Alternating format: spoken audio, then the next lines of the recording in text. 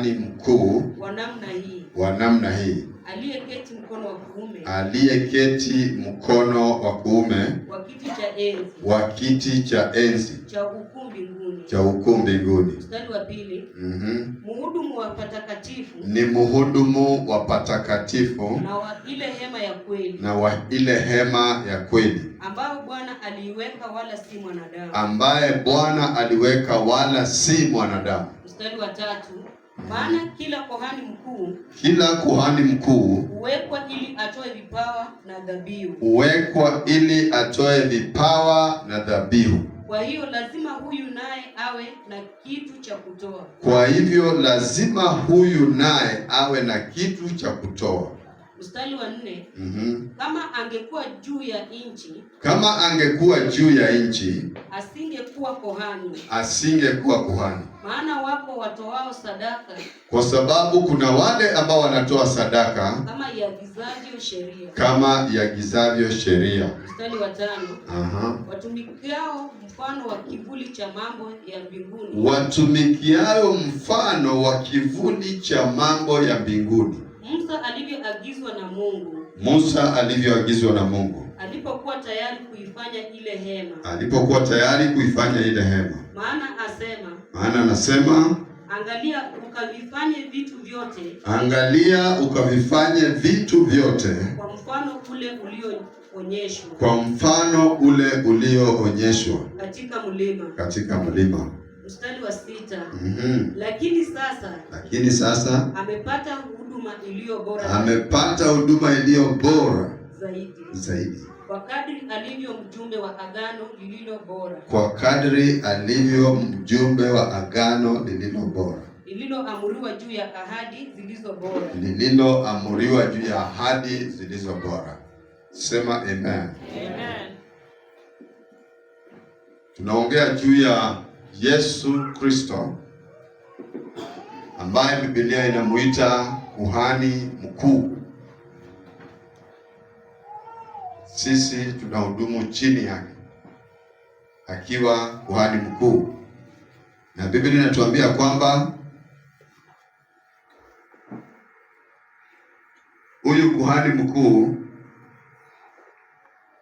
ambaye ameketi katika mkono wa kuume wa Mungu Baba kule mbinguni kwa kiti cha enzi ni mhuduma wa kazi nzuri na mhuduma wa hekalu nzuri. The minister of the sanctuary and of the true tabernacle which the Lord erected and not man. Pahali Yesu anahudumu ni mahali Mungu mwenyewe alitengeneza na sio mwanadamu. Ninasema hivyo kwa sababu tuliambiwa mambo ya Agano la Kale, na hapa tunaongea juu ya a better covenant. A better covenant. Hata kama Mungu alikuwa ameingia na watu kwa maagano, mahali askofu alituambia walikuwa wanachinja, na venye alikuwa anatarajia tuchinje. Tumetoka kwa agano ya kuchinja mbuzi na ng'ombe, tumeingia kwa agano mzuri, a better covenant. Na kwa better covenant ilibidi iwe na kuhani, na sio kuhani wa kawaida. Ilibidi iwe kuna kuhani mkuu, na Biblia inatuambia huyu kuhani mkuu mwenye Mungu aliweka pale ni Yesu Kristo, na akamweka kuhani wa agano nzuri, a better covenant.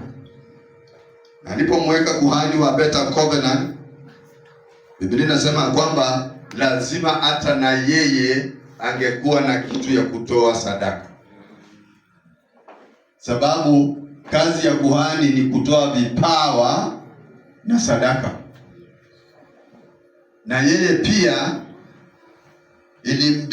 aweze kutoa vipawa na sadaka. Kwa hivyo Biblia inasema ya kwamba kama angelikuwa hapa duniani hangekuwa kuhani mkuu, kwa sababu hakustahili, maana hakuzaliwa kwa jamii ya ukuhani.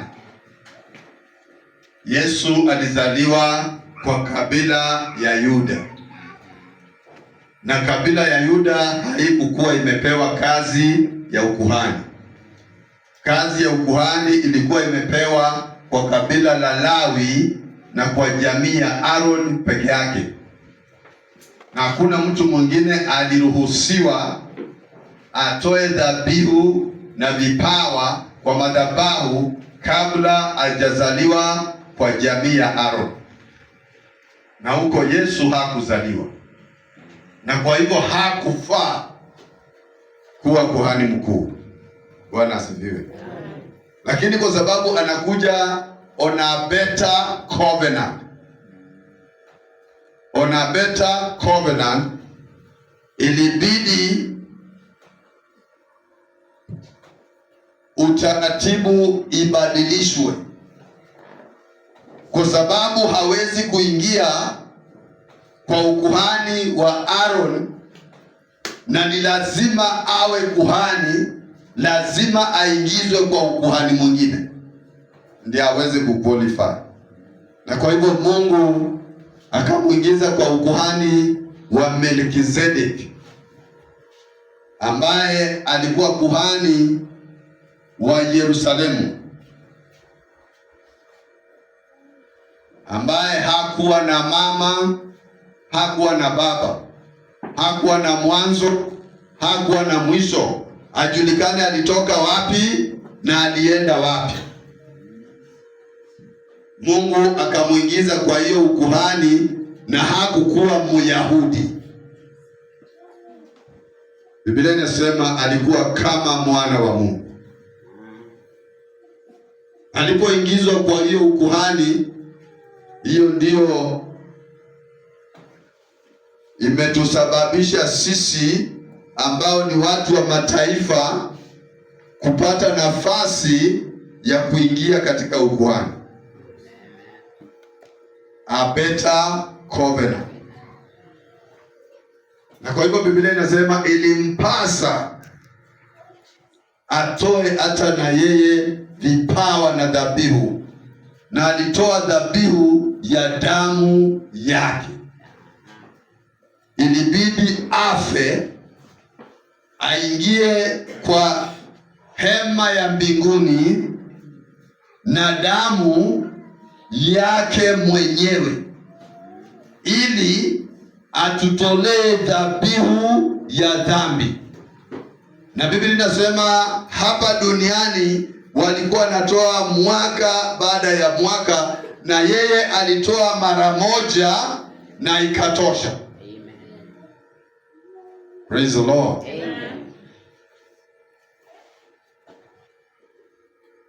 Hiyo ndiyo inatuleta kwa mambo ambayo askofu amesema.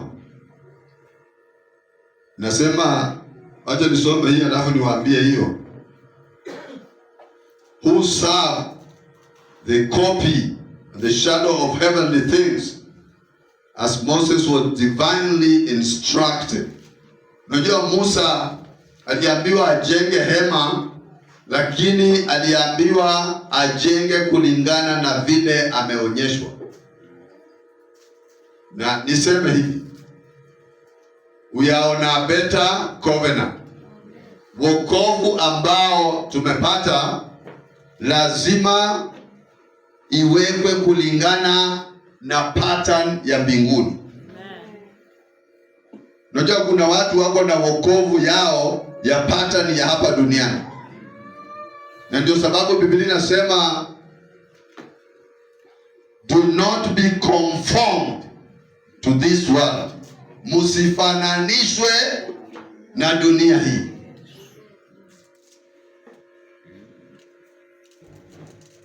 Mukiangalia Wakristo wengi na hasa wale wa